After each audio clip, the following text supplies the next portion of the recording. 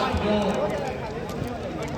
जोरदार घटना हुई है उसके विरोध में आप यहाँ जुटे हैं।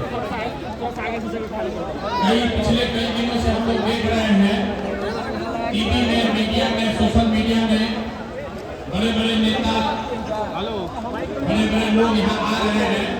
दावा के साथ बता रहा हूं 15 दिन के बाद कोई यहाँ नहीं आने होगा। जिस दिन ये आंच थोड़ी सी कम हुई, भाई तो वीडियो में कुछ खराब कर देता रहा, चुपचाप बैठे रहे। 10 दिन के बाद जैसे ही आंच कम होगी तो फिर वही काम होगा। भरत तिवारी पहले व्यक्ति नहीं है जिसको पुलिस ने, व्यवस्था ने मार दिया है। बिहार में ऐसे कई लोग हैं जिनके साथ ये दुर्घटना हुई है, लेकिन तब आपने आवाज उठाई नहीं। अभी आप देखिए, लोग कह रहे हैं हमको न्याय चाहिए, और आपको ये भी नहीं पता है कि न्याय के तौर पर क्या चाहिए। आप कह रहे हैं कि जो कांस्टेबल है, वो थाना प्रभारी है, डीएसपी है, उसको पकड़िए, उसको जेल में डालिए। मेरे भाई, थाना प्रभारी और डीएसपी तो किसी के आदेश का पालन कर रहा था। आपको ये देखना है कि अगर बिंद समाज के जिन लोगों के लिए भरत तिवारी लड़ रहे थे, अगर उसके चापाकल में पानी ठीक आ गया होता तो ये स्थिति ही नहीं हुई होती। उनका क्या? बिहार के मुखिया ने, सम्राट चौधरी ने अभी तक संवेदना के एक शब्द भी नहीं बोले हैं, और ये आदमी कह रहा है इनके लिए पुलिस का मतलब है सिर्फ गोली चलाना। तो मेरे भाई, ये वहां बैठ के ये इसलिए कर पा रहे हैं कि आपके हमारे जैसे लोगों ने इनको वोट देकर वहां बैठाया है। अभी फुर्सत नहीं है इनको यहाँ आने का, अभी फुर्सत नहीं, अभी वोट लेना होगा तो तुरंत आएंगे।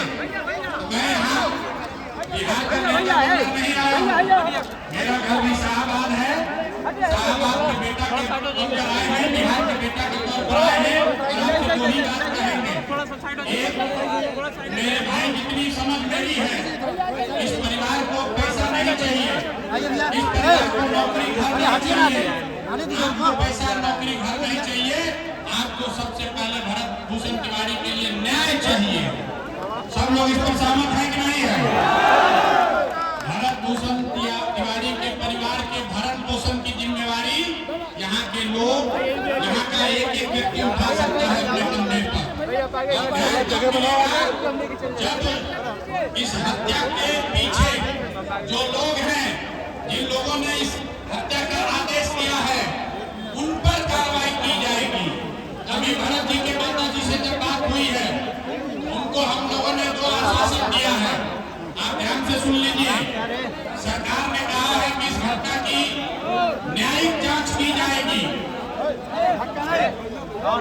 भैया धक्का मुक्की बैठ जाओ, यहीं पे बैठ जाओ, अपनी अपनी जगह पे बैठ जाओ।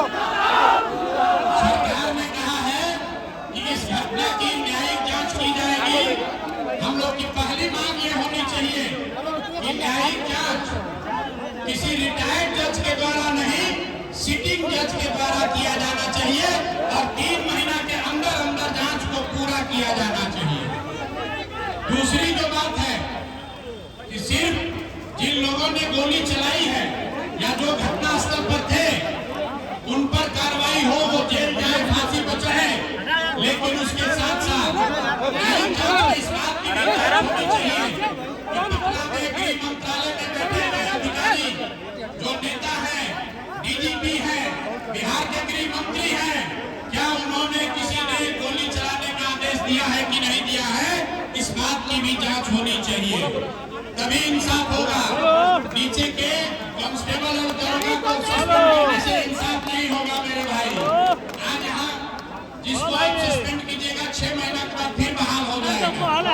इसलिए न्यायिक जांच को सही तभी माना जाएगा जब न्यायिक जांच के दायरे में पटना में गृह विभाग की भूमिका, एसटीएफ के चीफ, पटना में पुलिस के महकमा के हेड डीजीपी और गृह मंत्री के भूमिका की भी जांच को न्यायिक जांच का हिस्सा बनाया जाए, यही मांग यहाँ करने आए हैं। और अंतिम बात, अभी से 15 दिन के अंदर अगर न्यायिक जांच नहीं हुई, अगर सरकार ने ये नहीं माना, तो अब सब साथी आप तैयार होइए इस गांव में बैठने से नहीं होगा, पटना चलना होगा, सम्राट चौधरी के घर चलना होगा, उनसे मिलना होगा, नहीं मिलेंगे तो उनका घेराव करना होगा।